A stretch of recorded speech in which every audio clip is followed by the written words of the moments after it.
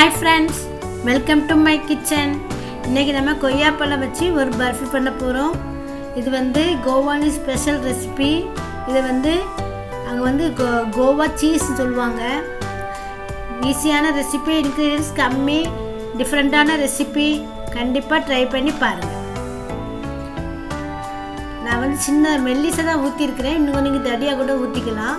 ரொம்ப டேஸ்ட், அப்படி கொய்யாப்பழம் வாசனை அப்படி அடிக்கும் பாருங்கள். ஒரு 5-6 கொய்யாப்பழம் எடுத்து நல்லா வெட்டிட்டு குக்கரில் ஆவியில் வேக வைங்க. தண்ணி ஊற்றி வேக வைக்காதீங்க. இதே மாதிரி ஆவியில் வேக வச்சு எடுத்துட்டு அதுக்குள்ளே விதையெல்லாம் தனியாக எடுத்துட்டு அந்த கொய்யாப்பழம் மட்டும் தனியாக எடுத்து மிக்சியில் நம்ம அரைச்சி ஒரு பேஸ்ட் பண்ண போகிறோம். நல்லா அரைச்சி எடுத்துகிட்டு வாங்க. அரைச்சி எடுத்துகிட்டு வந்துட்டு நம்ம அதை கொஞ்சம் ஸ்ட்ரெயின் பண்ணி எடுக்கணும். கொஞ்சம் கஷ்டமான வேலை தான், அது சீக்கிரத்தில் ஸ்ட்ரெயின் ஆகாது.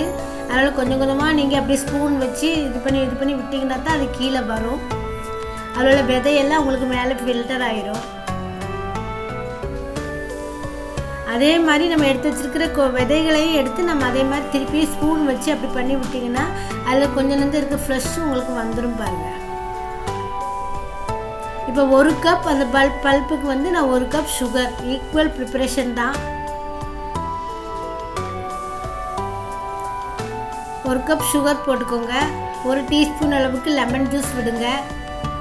நல்லா கிளறிக்கிட்டே இருங்க. மீடியம் ஃப்ளேமில் வச்சு கிளறுங்க. ரொம்ப ஹை ஸ்பீட் வச்சு பண்ணாதீங்க. எந்த ஸ்வீட்டுமே ஹை ஸ்பீட் வச்சு பண்ணாதீங்க. நல்லா கிளறிக்கிட்டே வாங்க. கொஞ்சம் கட்டி கொடுக்கும். நல்லா கட்டி கொடுத்ததுக்கப்புறம் உங்களுக்கு கலர் என்ன கலர் வேணுமோ நீங்கள் போட்டுக்கலாம். நான் பிங்க் கலர் விட்டுருக்கேன். உங்களுக்கு ரெட் கலர் விடலாம், க்ரீன் கலர் விடலாம். கலர் உங்கள் சாய்ஸ் தான். என்ன கலர்னாலும் விடுங்க. நல்லா கிளறிக்கிட்டே இருக்கும்போது 1 ஸ்பூன் பட்டர் போடுங்க. 2 நேரம் அப்படி போட்டுக்கோங்க. கொஞ்சம் கொஞ்சமாக போட்டுக்கோங்க. 2 டீஸ்பூன் அளவுக்கு பட்டர் தேவைப்படும்.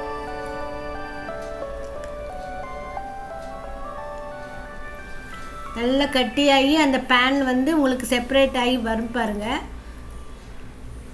நீங்கள் கொஞ்சோண்டு எடுத்து ஒரு தண்ணிக்குள்ளே போட்டிங்கன்னா தண்ணியில் அது கரையாமல் இருந்துச்சுன்னா உங்களுக்கு சரியான பதம்னு அர்த்தம். செக் பண்ணிக்கோங்க.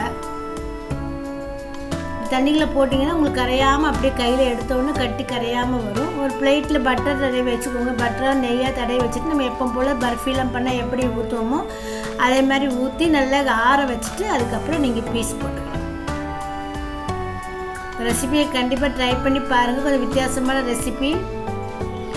பிடிச்சிருச்சுன்னா லைக் பண்ணுங்கள், ஷேர் பண்ணுங்கள், கமெண்ட்ஸ் கொடுங்க. மீண்டும் ஒரு நல்ல வீடியோ உங்களை சந்திக்கிறேன். பை.